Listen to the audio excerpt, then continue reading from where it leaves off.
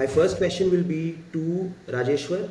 Rajeshwar, a lot of people think nearshoring is still a short-term trend. Why do you believe that this is now a default strategy and not just a trend?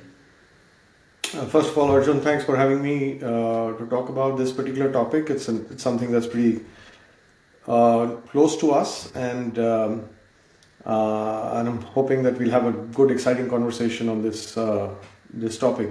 So, first of all, I'd say nearshoring has really moved past being a short-term fix or a trend. It's now the default, right? Two things really explain why.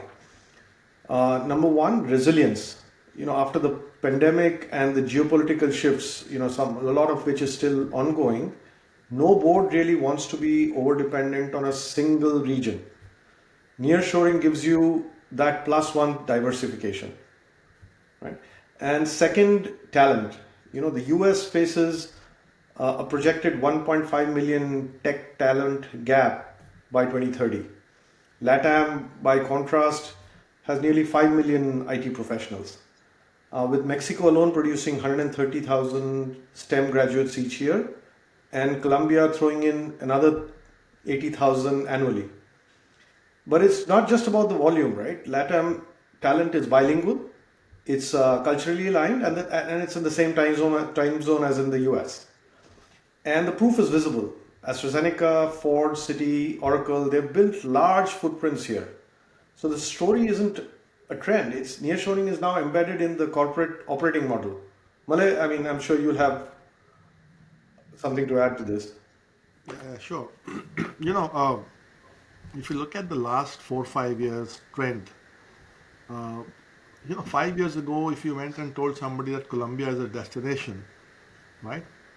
People would never think about it because in their minds, the legacy of the political and the social setup was still there.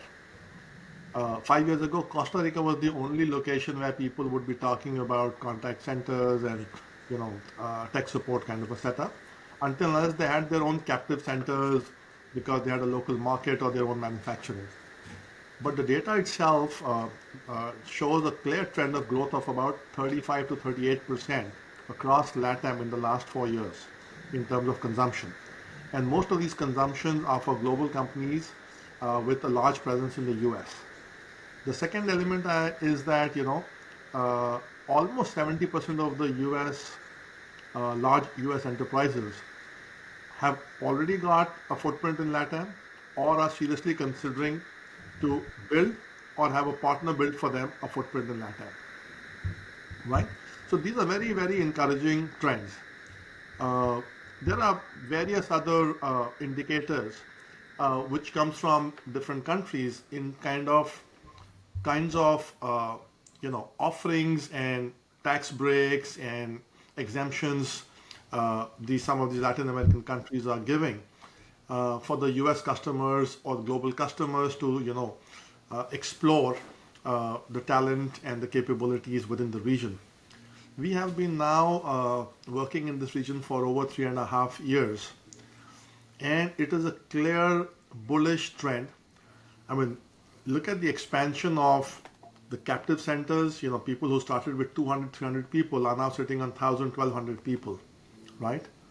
Whether you look at the service providers, how their businesses are growing. And a lot of this is not only by selling into the local market, but supporting global, customer needs. These are great points, Malay.